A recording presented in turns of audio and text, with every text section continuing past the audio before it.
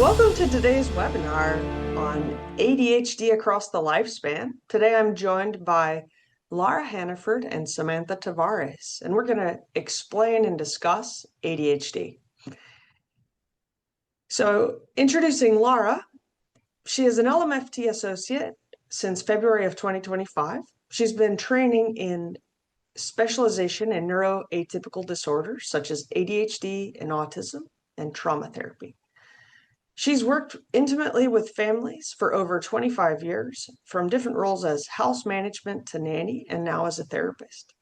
She lived abroad for 10 years, and she also speaks Dutch fluently and is learning Spanish. Welcome, Lara. Thank you.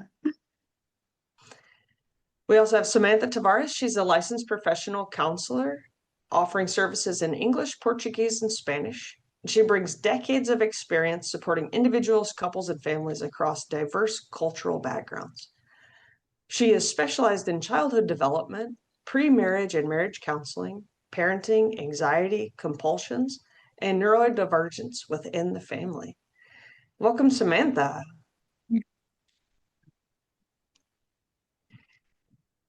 Well, I'd like to start just by letting our audience get to know you a little bit. Lara, could you share a little bit of what you enjoy about working with people with ADHD?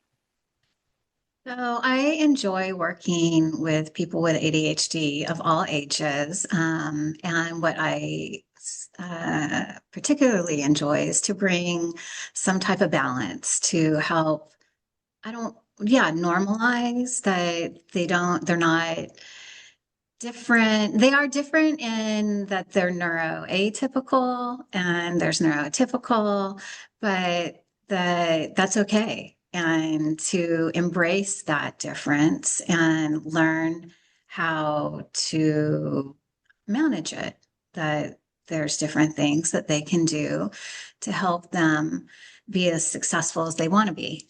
So yeah, that's what I enjoy doing, is bringing some uh, equalization across the board to it. Yeah, I love your positive outlook. I love your positive outlook. Yeah. Samantha, how about you? What is it that you enjoy about working with families and ADHD?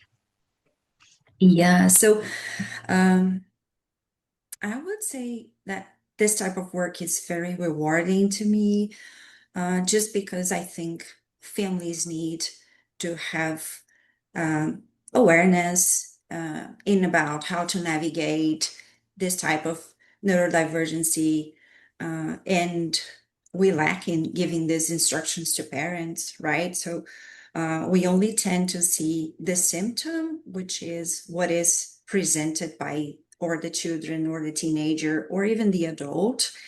But it's really hard to find a balance in dealing with daily life and this different way of get to the attention or to handle impulses or frustration. So I just feel that it's very rewarding to give these families and the children and the teenagers this way of balancing their lives the way they can, um, relate to the environment and to life in general, right? So it's pretty much like I don't see that it's anything that needs to be in different areas, but everything can work together to see an individual balance and thrive. So that's why I like to work with this population. Mm-hmm. Well, I think that most of the people who are tuning in to watch this probably have an idea of what ADHD is, but just in case, let's start from the beginning and define or give a little bit of a description of what ADHD is. Attention Deficit Hyperactivity Disorder, if we're not using the acronym. Yeah, sure. So the ADHD is a neurodevelopmental condition that affects how the brain manages attention, impulses, activity level, and emotional regulation. Yeah. So it's not simply a problem focusing on behavior, but it's a difference in how the brain processes information, regulates energy, and responds to any stimulation. Yeah, so This ADHD can impact a lot of things, like executive functioning skills, like planning, organization, time management, self-control, emotional regulation, and relationships in general. It often shows up from children to adult, and it can be influenced by environmental, stress levels, family dynamics, and yeah, and also I think we'll probably talk about the differences that we can notice in each different age or stage. Yeah, we'll go Right? more in depth in a bit. Yeah. Yeah, yeah. Yeah, I think that was a great explanation. Sometimes we hear about people having ADD. What's the difference between ADHD and ADD? Laura, you want to go at that one? Sure. So there is no difference other than ADHD is the formal diagnosis nowadays. So I believe in 1987, the formal diagnosis changed from ADD to ADHD. And so it has subs. So it's ADHD, predominantly inattentive presentation. And that's generally that's not with the hyperactivity. So it's, being forgetful, not being able to follow direction. And then there's predominantly hyperactivity, impulsive presentation. And so we know this as, the little child that's climbing the walls or fidgeting or the adult that's fidgeting. And then there's the combined presentation, which is the inattentiveness and hyperactivity combined. And what that looks like can be in varying degrees. So it's the same. Some people still use ADD, although in the United States, it's not formally diagnosed in what we have, the DSM. In, I believe, Europe, it is still used, ADD, on their diagnosis scale. So, Okay. Okay. So we're talking about you're basically talking about the same thing, but here in the US, we don't use that term anymore. And then, well, some people in the US still use it, but it's not in the DSM-5, which is what we mental health practitioners use, and it's not a formal diagnosis in there, but some people still hold on to it, and but it's not formally diagnosed that way nowadays. okay. And then you gave us some really helpful information when we're talking about ADHD.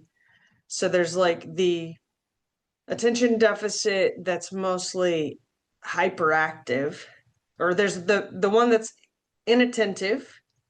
So they have problems being distracted, but they might not be hyperactive. And then you have the hyperactive, and then you have both, Right. So the right? hyperactive who only gets the hyperactive doesn't have the inattentive, isn't distracted, can Okay. follow direction, doesn't make careless mistakes. So like we're talking about a kid in school who might overlook certain details, or someone in the job environment might overlook certain details, right? Like that's the inattentive. So they might be hyperactive, but be good with that. The inattentive will not be hyperactive, but have difficulty with these kind of tasks. Okay. Awesome.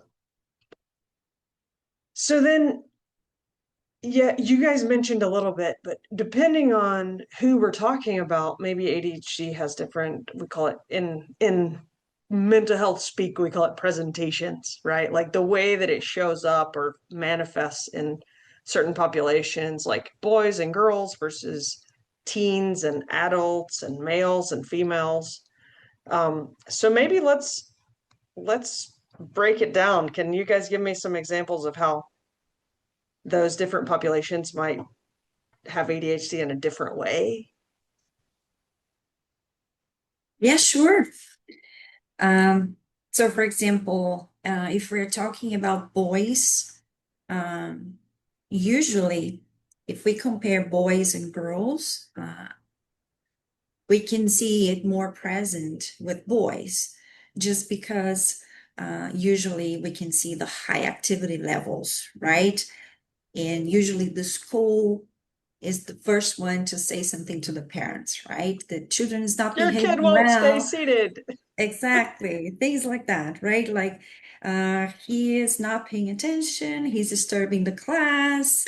Yes, let's check if there is a high activity level, difficulty sitting still, impulsivity, right? Behaviors tending to be impulsive, Blurting physical out in class, restlessness. miss. Exactly. Yeah. Exactly.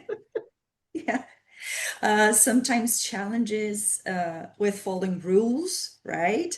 And frequent feedback from school or behavioral concerns. We can see this more in boys. And with girls, for example, usually the inattention and the distractibility, they are the most common symptoms, right? So the girls always are thinking in something else, like really having a hard time to pay attention and focus in what is in front of them. They tend to be daydreaming. Sometimes we can see difficulty with organization and follow through directions, same thing.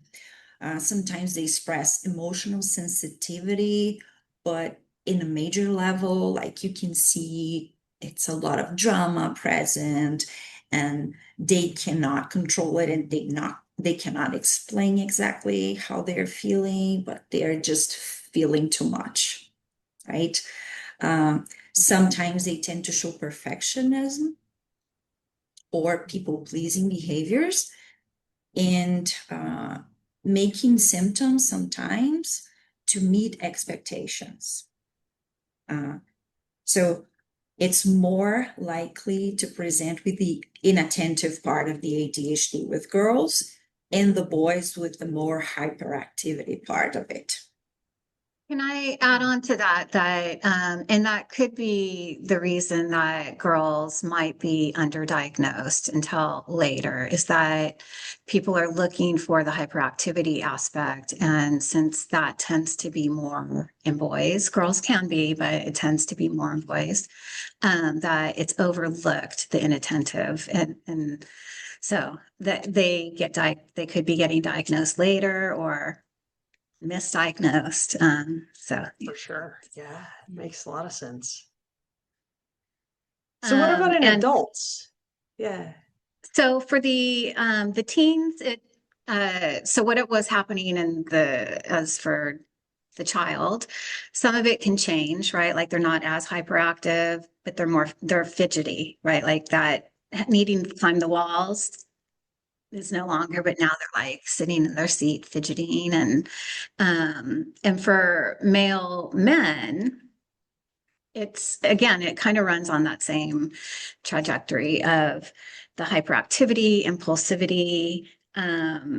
It can decrease from childhood to adulthood, but it can still be there. And they can have emotional regulation issues. Many men have issues with emotional regulation, mood swings, frustration, irritability. And again, it depends on where they're being. Are they the inattentive presenting or the hyperactivity presenting, or a combination? But and for the females, again, they can also be hyperactive, but they tend to be on the inattentive. And there's emotional dysregulation, uh, low self-esteem. So girls tend to bring it inwards, the energy, right? Like that the energy that the boys are exhibiting outward, which then can lead to low self-esteem, um, anxiety. They have difficulty dealing with high stress levels. Yeah, so there's different patterns for men and women. Doesn't have to be, but it seems to be that that's what some of the data does show. Question just came to me. Is disorganization a part of having ADHD, or can you be like ultra organized and still have ADHD? Or is it usually that you would be pretty disorganized? I was gonna say something about that, Liz. What I see in the female adult clients that I have, the lack of organization or the difficulty in organization is the most prevalent symptom. Like they come, especially the women, to therapy asking for help in managing tasks just because they cannot follow through a planning. It's really hard for them to maintain the focus and first to plan, right? First to have the idea of how a day will look like, for example, and then to put the plan in order and to execute the plan, right? So I think for females, this is a symptom, yes. And that's Interesting. actually how some of the girls end up going to seek help, that the teachers notice they're having difficulty with their work, they're having difficulty planning. They see that there's intelligence there, right? Like it's not that it's like a lack of intelligence, it's there's something else happening. And so then they end up going through seeing a doctor and getting diagnosed. Oh, it's ADHD. Which I'm sure could be a relief, right? Yeah, That Yeah. you're not broken. I'd like to add on absolutely. to that, there's a lot of comorbidity. And what that is that, um, you can have other things happening along with it. And that can look different in males and females. And with the males, they tend to have externalizing disorders, such as like substance misuse, conduct disorders, antisocial personality disorders. And the females tend to have more internalizing anxiety, depression, somatic symptom disorders like bulimia. So some people have ADHD and then they have other comorbidity, other things happening along with it. All the more Oh, that's so, reason to get it diagnosed and address it. yeah, absolutely. That's so fascinating. It sounds like those are maybe ways that people are trying to cope, and then they end up causing more problems. So yeah, Yes. yeah. Yeah. Wow. Okay, well, let's move on to the most, I think, desired portion of our presentation, which is actionable tips and practical suggestions. Um, so let's go through some practical tips for people, perhaps divided by sex and age, since we decided that there's definite differences between people. How about for children? What can parents do? Yes, Liz. So for example, yeah, I'm gonna put together what I do because I think it's a structure and how the parents should deal with it. Okay, so for example, in play therapy, which is the way I work with these children, I try to work with time management, emotional regulation, and translating this to our real worlds is like I think the parents should be able to provide stability in the environment since planning small tasks like time to wake up, brush your teeth, comb your hair, 5 minutes to do these things, and then go to make your breakfast, eat your breakfast in this amount of time. So all the activities should be very well structured, and the parents can provide charts For example, I always say put in the refrigerator a chart with the symbol if the children doesn't know how to read well yet. So small sentences, really structured in time management, and explain to your children the routine and make it consistent, for example, right? Uh, while they are trying to help the children with emotions, I always use the emotion wheels. So you can do the same thing. You can have the wheels of emotions in your refrigerator, and every day at the end of the day for 5 minutes, you just sit with your children and you try to explore the children's day, ask about the emotions, ask about some situations that happened during the day and how did you feel. So this way you are trying to show the kids or to help the kids in how to express in a better way with correct words. And we're working on emotional literacy and how to express better your emotions. So I try to make the parents understand that they should be completely immersed in this process with their children. So they are not going to feel guilty or frustrated while they see the behavior of the children. The children are going to be feeling accepted by the way he or she is trying to manage the behavior. And everybody, I think, is going to see at the end that there is hope, right? That it's just something that needs to be treated or done in a different way by breaking tasks, right?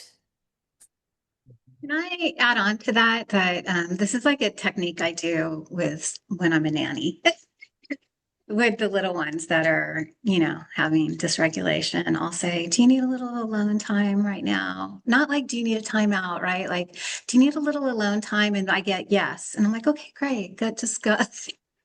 And I'm like, when you feel like you could, like you're, okay, come back. And they actually put themselves in there. They're like, I need alone time. I'm like, okay, great. That's Yeah, awesome. that's I'm gonna use amazing. that. Honey, I need some alone time. Stop.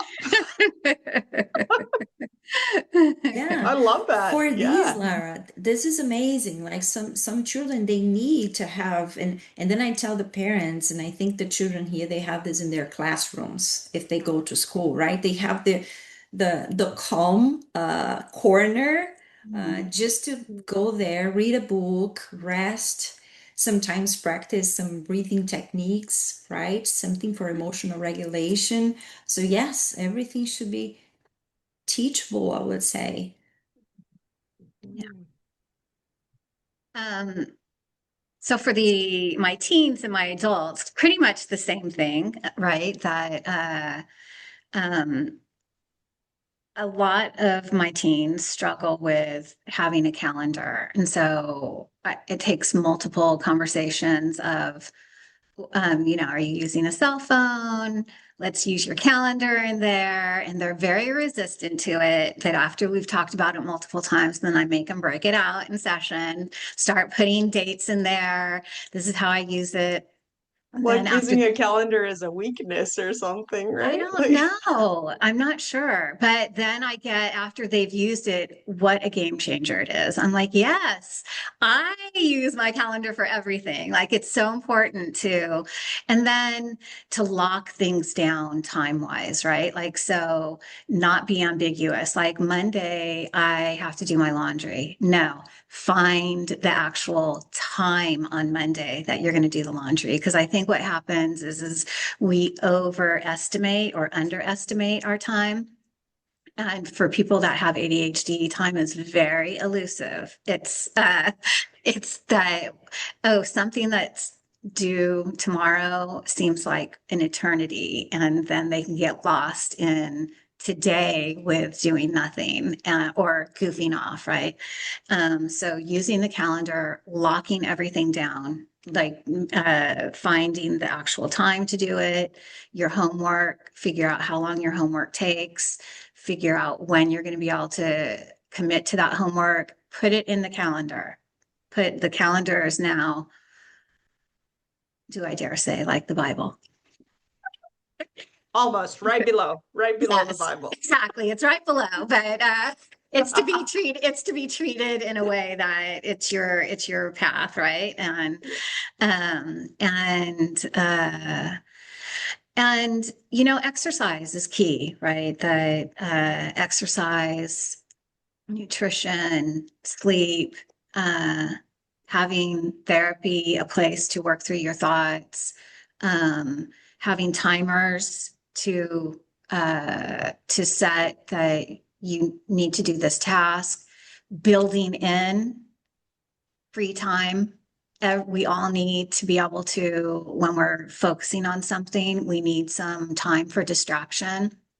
And people that have ADHD tend to need it faster than or more often, frequently. Yeah. yes, than people that are neurotypical. And that helps. It might seem like, well, that's kind of, I mean, I have a problem with distraction. It actually helps with their focus, maintain their focus. And that's where the Building alarms, in. yes, and that's where the alarms come in. That you said it, I have 10 minutes to just goof off. And then I got to get back because they have difficulty switching from one task to the other. And where neurotypicals can do it, they may not like it, but they can do it. And neuroatypicals tend to have a lot of difficulty doing that. Um, I've noticed, I mean, I don't think I have ADHD, but if I put a visual timer, it shows the color disappearing as it gets closer to the time that I have to leave for work. It really mhm. helps me. So that's one thing that I didn't even know existed until like last year. So those are cool. Yeah. Yeah. That's a good example, Liz, of like talking about what happens in the brain of a neurotypical client, right? Person is like the way you feel about feeling the pressure that the time is coming, right? And trying to manage everything you have in your mind. So this energy level probably is the energy level that these type of people they are struggling all the time. So if we feel this just a little bit while we have to be ready for something, uh, it's just a way for us to empathize that they feel this way many times a day.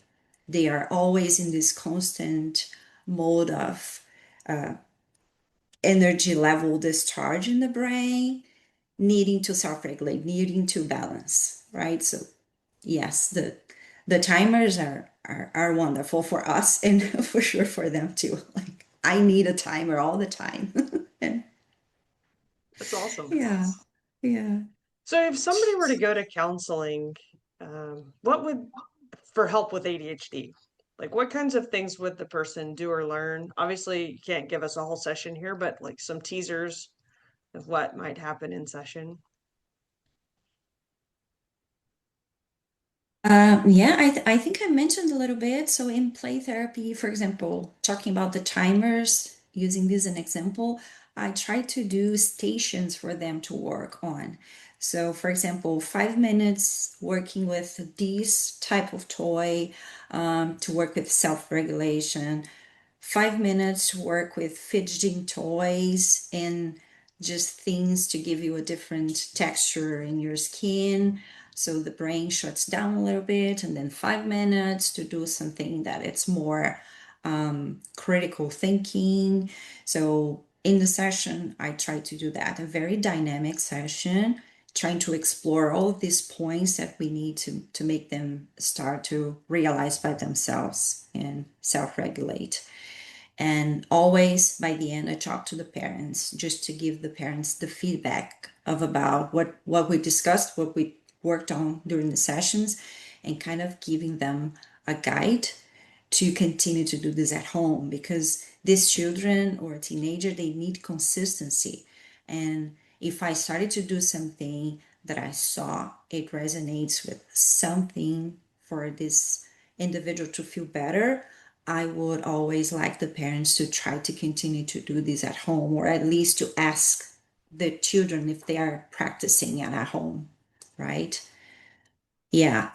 Another example is yes, let's work in what to do in our alone time. That you gave an example about going to your place just to self-regulate. Yes, sometimes the parents doesn't know what to do. So I kind of help the parents to understand that even for us, for the adults, sometimes we need it too. So everybody's doing the same thing, right? Trying to self-regulate and trying to teach the experience to the children. And of course, the parents are learning a lot from these children, right? Mhm. So it's a mutual learning experience. And I Everybody in the always, family, yeah. yeah, yeah. And I always try to tell them like training is essential, consistency is essential, and the result will be good for both for the family and for the children too, right? Yes. So I work mostly with teens and adults, and some of them I helped with the diagnosis that I had been seeing them, and I brought it to their attention that, hey, this might be the reason that some of this is going on. We did some self-assessments, and then they went to their, psychiatrist or a primary care doctor to get a further diagnosis. And so some of that is psychoeducation. And then the ones that are coming that have already been diagnosed and they're seeking now therapy to add on to their psychiatrist. The space is for them to talk about what's going on and to process maybe new ways of coping. And so when someone has anxiety, learning how to breathe in a certain situation or learning how to cope with the situation by tools of changing your thought process, or just understanding what's happening with them and how they can manage their life a little differently.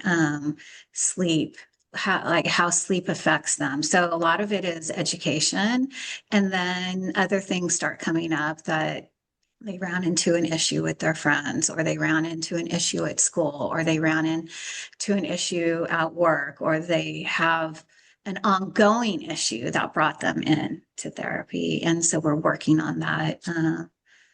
So it's detailed for the client, but it's always about the client and always about bringing that client to a place where, um, yeah, they feel their best. Mhm. Well, if I were struggling with this, I would go to you guys. Yeah. Well, we're almost at the end of our time. I was going to ask you, there's a huge question out there, and it's kind of polemic, which is to medicate or not medicate. That's the question. Any advice? So it's definitely a personal choice, and there's no wrong or right. But I know that medication has a negative. Some people view it negatively, and I see it as another tool, and it's another way of managing. And medication is there to help someone be able to be successful. And some people find that it really helps them, and some people don't medicate, and they also find the path they're on. So I have clients with both. And it's a personal choice. I know parents for um, the young ones have the choice in that, but uh, when you look at statistics, statistically, the ones who have been diagnosed and are not medicated tend to have graver outcomes later in life than the ones who are medicated. That doesn't mean that the ones who are not medicated can't be successful, but statistically, it does show that medication is more beneficial than it is detrimental. Yeah, I feel the same way about medication, Liz. Um, and especially because we're talking about something that helps your brain. to balance, right? I think I can see more of a positive outcome than a negative outcome. I think it depends also on the level of impairment you are kind of having to deal with in your daily life, right? And sometimes it's just a relief if you have a medication to help you with this brain managing process. There are always, there are, I'm sorry, also other alternatives nowadays, right? Like there is medication, there is therapy, there is other types of therapies like neurofeedback. So you have more choices if you don't want to start with medication right away. I personally, I have, for example, teenagers with ADHD that they don't want to take medication, or the parents don't want them to take medication. They are fine dealing with um, the all the impulse control and the time management. But I have children, the majority of the children, they prefer to have medication. The parents prefer just because they see that it's better for the major part of this children's life if the children is in medication, right? There are adults that prefer to take medication just because they see the results that it's clearly better for them. Try to be good at their job, for example, or doing activities at home if we're talking about women's that I told before. So I think it's pretty much it's personal, but I'm with Lara. Like I think medication is very much of a good choice depending on the level of um, attention deficit hyperactivity you present. Can I add into that it can also be tailor-made, right? Like the medication isn't like psychiatric medication where you have to always take it and you have to taper off of it, that it can be taken just during the week. So school kids can be on it during the week and off of it on the weekend. It can be taken for people that are working that have um, like like specific projects that need to be done. They take it just specifically for that, or they take it just for the workday, and when they're home, they're off of it. So it doesn't have it can be tailor made to your desire. That I'm sorry, I started to laugh because I, without disclosing anybody's information, but I recently had a wife who said, I'm going to tell my husband he needs to take his ADHD medication not just during the work week, because, family life is important too. But And that is true, actually. Like, so that the work gets the better and the family doesn't, right? Like, so exactly, that's what her yeah. point was, right? Yeah. So, yeah. Well, thank you both for all of this very enriching and helpful information. If people want to get in touch with you, we'll make sure that we put your information in the um, links below, right? And could you leave us with just one thought, something that you'd like people to walk away from if they only heard this one thought? Um, so I was thinking in how to put this all together with our faith. Okay, and I'm gonna share a Bible verse and my thought. Is that okay, Liz? Absolutely.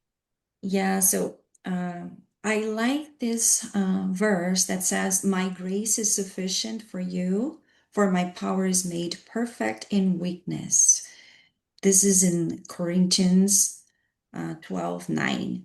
And the thought is that your challenges they do not disqualify you. They create space for God's strength in your life, right? So sometimes we only have this thought of why me or why my children or this is so heavy for my family to carry.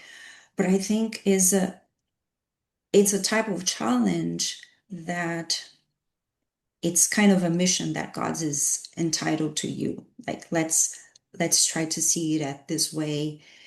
So we see and we feel things a little bit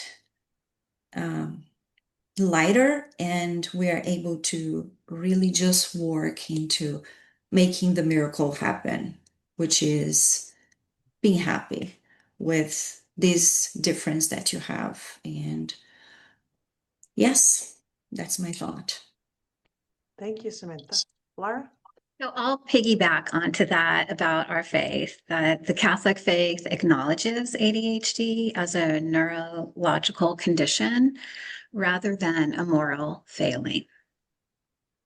It emphasizes that individuals with ADHD are created with inherent dignity and can live holy lives. We all have a Yes. cross to bear. We all have our challenges, and people that have ADHD are no different. And they're just as whole and beautiful. Well, I thank you very much, both of you. I am sure that this will lead to more and greater conversations. Hopefully, people will reach out to you, especially if they are struggling with this topic. Thank you very much, Lara and Samantha. We'll see you later. Thank you, Liz. Thank you, Samantha. Thank you, Liz. Thank you, Lara.